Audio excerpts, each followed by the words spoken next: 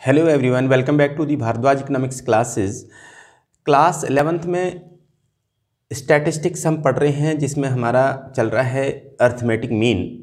और इससे पहले वीडियो में हमने इंडिविजुअल सीरीज आपको समझाया था, और आज हम डिस्क्रीट सीरीज और कंटिन्यूअस सीरीज दोनों को समझाने की कोशिश करेंगे। तो इसमें चलिए स्टार्ट करते हैं। अब इसमें हम एक मार्क्स ले लेते हैं और एक नंबर ऑफ स्टूडेंट लेते हैं। डिस्क्रीट सीरीज तो आप समझते ही हैं। डिस्क्रीट सीरीज का मतलब होता है कि जहां पर वैल्यूज़ के साथ या आइटम्स के साथ फ्रीक्वेंसी भी होती है। इससे पहले हमने इंडिविजुअल सीरीज में पढ़ा था, उसमें फ्रीक्वेंसी नहीं होती थी, उसे इंडिविजुअल सीरीज कहा जाता था। अब इसमें फ्रीक्वेंसीज होंगी, यानी कि यहाँ मार्क्स हैं और यहाँ नंबर ऑफ स्टूडेंट हैं।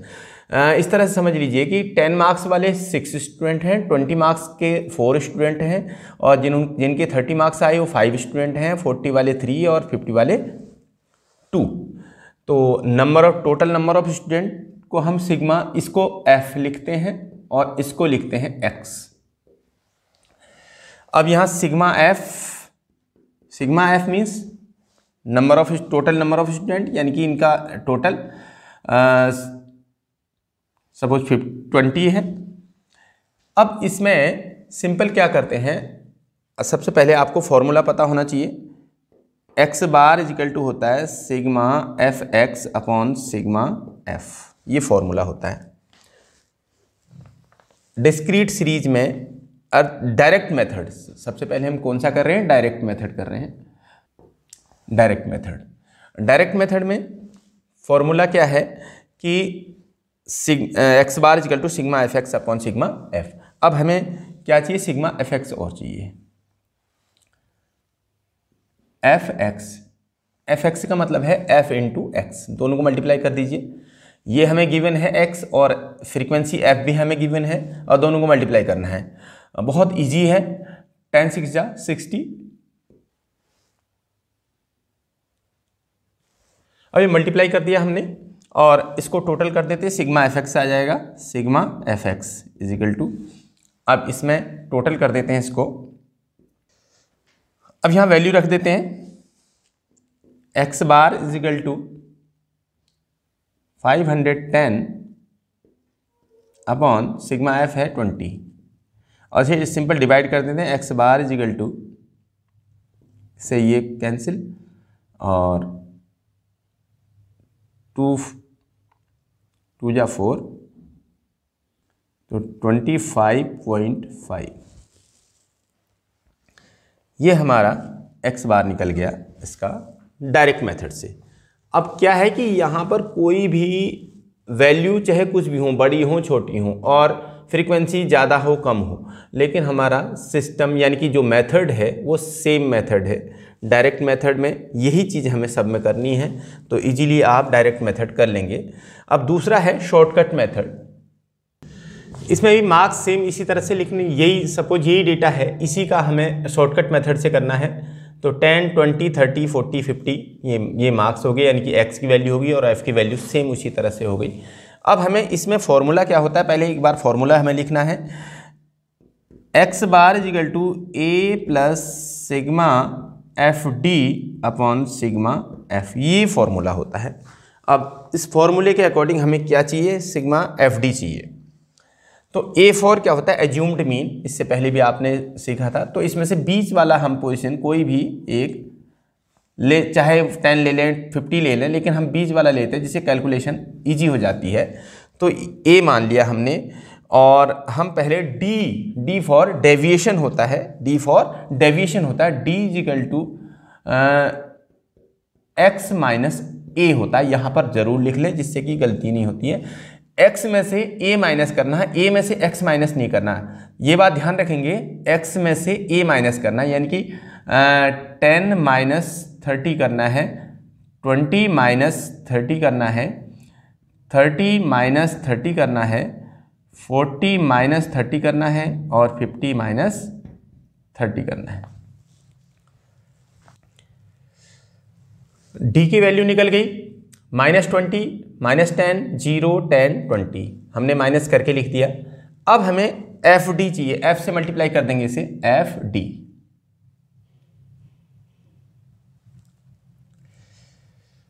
अब ये वैल्यू आ गई, हमने मल्टीप्लाई कर दिया है f इंटू डी को, माइनस के 120 और माइनस के 40, और यहाँ साइन जरूर लगाएंगे, जिसमें माइनस है माइनस साइन लगाएंगे, और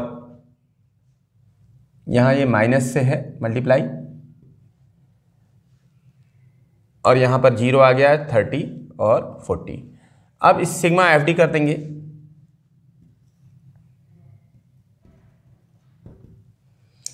अब इसके लिए क्या करते हैं, यहाँ माइनस माइनस के माइनस ऐड कर लो, माइनस 160 और प्लस के और ऐड कर लो 70। तो बड़े में से छोटे को माइनस करो और साइन रख दो जो बड़े वाले का है, यानी कि माइनस का साइन आएगा, और इसमें से ये माइनस कर दो तो 90।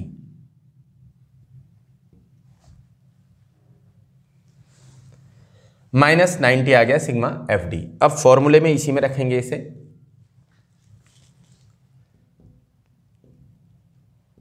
ए की वैल्यू हमें मालूम है कितनी है 30 प्लस सिग्मा एफ डी हमारा आ गया minus 90 upon sigma F. Sigma F का मतलब है सिग्मा एफ इजिकल टू उतना ही आएगा 20। सेम क्वेश्चन है,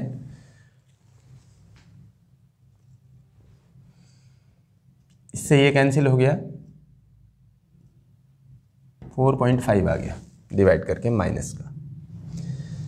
अब x bar is equal to 30 plus और माइनस 4.5, एक प्लस एक माइनस माइनस होते हैं, 30 minus 4.5 equal to x bar is equal to 25.5। Same answer है, वही चीज़ यहाँ आ गई। ये हो गया शॉर्टकट मेथड। आपको समझ में आ गया होगा क्या करा हमने। ये x की वैल्यू गिवन थी, फ्रीक्वेंसी हमें गिवन थी, हमने इसमें से x में से कोई भी एक जो सेंटर में है वो ले लिया जिससे कि कैलकुलेशन छोटी हो जाए। तो a एज्यूम्ड मीन मान लिया और d डेविएशन निकाला x माइनस a, x में से a को माइनस किया और x की वैल्यू लिख ली गलती ना हो करके। कभी कभी बच्चे f में से कर देते हैं, f में से नहीं करना है, x में से एज्यूम्ड मीन x में से ही मानना होता है और x में से x माइनस a की वैल्यू माइनस करनी है। ये माइनस करते चले गए, ये वैल्यूज आ गई और उसको हम फिर फ्रीक्वेंसी से डिवाइड कर देंगे।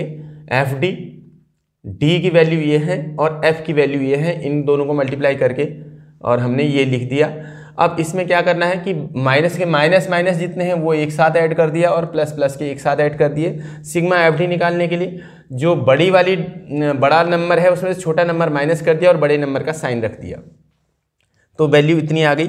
फिर फॉर्मूले में रखना है x bar is equal to A plus sigma F D upon sigma F. Formula होता है x bar is equal to 30 plus और ये डिवाइड करके ये वैल्यू आ गई।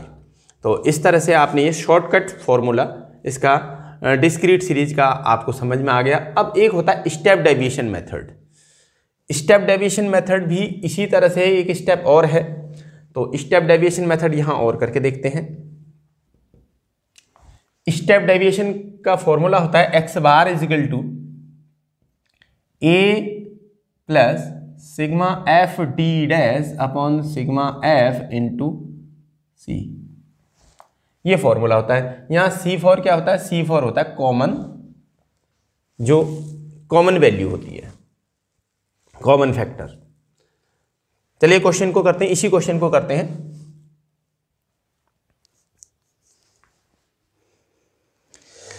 अब यहां देखिए x की वैल्यू सेम है, गिवन है जैसे इसमें थी, f की वैल्यू भी गिवन है और सिग्मा f भी इतना ही होगा। सिग्मा f इजिकल टू कितना है 20 है, 20 हो गया। अब हमें यहां पर करना क्या है, हमें चाहिए फॉर्मूले में क्या d डैश और c इजिकल टू कितना है, c इजिकल टू इसमें इसका जो कॉमन वैल्यू है, जो हमारी वैल्यूज हैं यानी कि जो हमारी आइटम्स हैं उनमें जो कॉमन फैक्टर है वो क्या है 10, 20, 30, 40, 50। आपको समझ में आ रहा होगा, इसमें 10 कॉमन है तो c की वैल्यू क्या है, c इजिकल टू 10 है, कॉमन फैक्टर 10 है। तो अब यहाँ d is equal to sorry D dash is equal to D upon C होता है और सी इजिकल टू 10 है। इसमें 10 कॉमन है, इसका कॉमन देखते हैं। अब इसको जो ये वैल्यू है यानी कि 20 -20 divided by 10 -10 divided by 10 0 divided by 10 10 divided by 10 20 divided by 10 10 से सबको डिवाइड कर दिया और यहाँ वैल्यू लिख दी। ये आ गया -2 -1 0 1 2। अब यहाँ पर इसको एफ डी डैश, हमें क्या चाहिए एफ डी डैश, एफ से मल्टीप्लाई कर दीजिए एफ डी डैश को, डी डैश की वैल्यू ये आ गई और एफ से मल्टीप्लाई कर दीजिए इसे।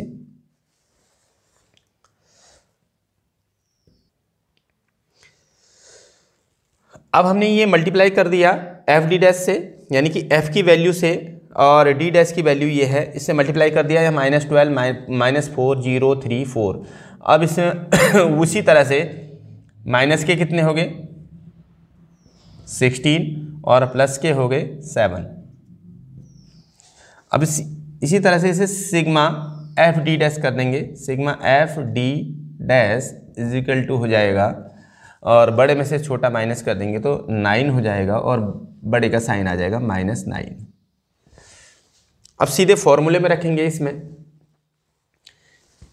फॉर्मूला था हमारा x bar is equal to a plus sigma F D dash upon sigma F into C. तो a की वैल्यू हमने मान रखी है 30 plus sigma F D dash हमारा आ गया -9 अपॉन सिग्मा एफ हमारा 20 है और इंटू सी हमारा 10 है। इसे कैलकुलेट कर लीजिए तो इसको डिवाइड कर देंगे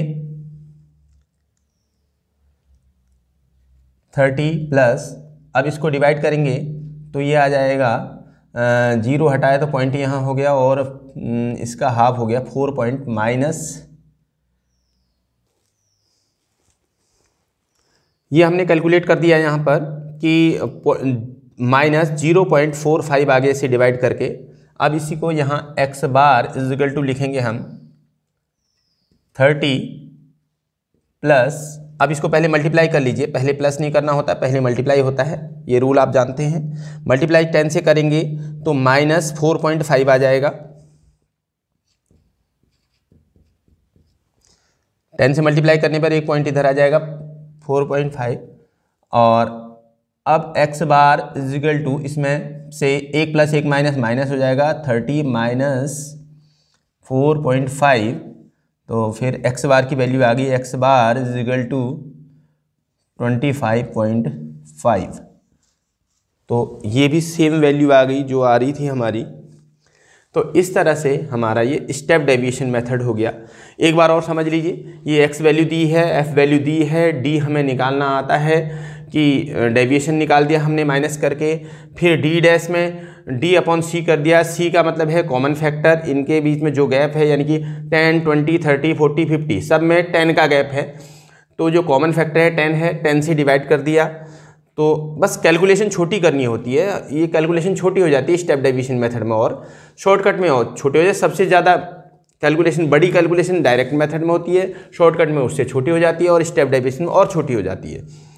तो यहाँ पर ये आ गया और इसको हमने डी एफ से मल्टीप्लाई किया, फ्रीक्वेंसी से मल्टीप्लाई करके ये वैल्यू आ गई, प्लस माइनस करके ये -9 आ गया, फॉर्मूले में पुटअप कर दिया और वैल्यू 25.5 आ गई।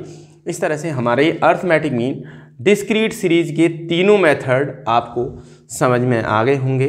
अर्थमेटिक मीन में डिस्क्रीट सीरीज के तीनों मेथड तो आपने समझ लिए, लेकिन आज इसमें कंटिन्यूस सीरीज यानी कि फ्रीक्वेंसी डिस्ट्रीब्यूशन समझाने में फिर इतना ही टाइम लगेगा, इसलिए वीडियो बड़ी हो जाती है, इसलिए उसे हम नेक्स्ट वीडियो में समझाएंगे। बस आपको सारी डिस्क्रीट सीरीज के क्वेश्चंस कर लेने हैं, चाहे वो डायरेक्ट मेथड हो, शॉर्टकट मेथड हो, स्टेप डेविएशन मेथड हो, वैल्यूज़ कोई भी हों, लेकिन मेथड यही है, फॉर्मूला यही है, बस इससे ज़्यादा कुछ नहीं आगे मतलब है इसमें। डिस्क्रीट सीरीज में यही मेथड फॉर्मूला रख करके आप सारे क्वेश्चंस निकाल सकते हैं और आपको करने चाहिए। प्रैक्टिस जितनी ज़्यादा करेंगे उतने ही ज़्यादा आपको अच्छे से स्टैटिस्टिक्स समझ में आ जाएगा। बहुत इजी है और आपको ये सब समझ में आ रहा है, अच्छा लग रहा है तो चैनल सब्सक्राइब कर लें जिन्होंने अभी तक नहीं किया है, और लाइक शेयर करते रहें। Thank you very much.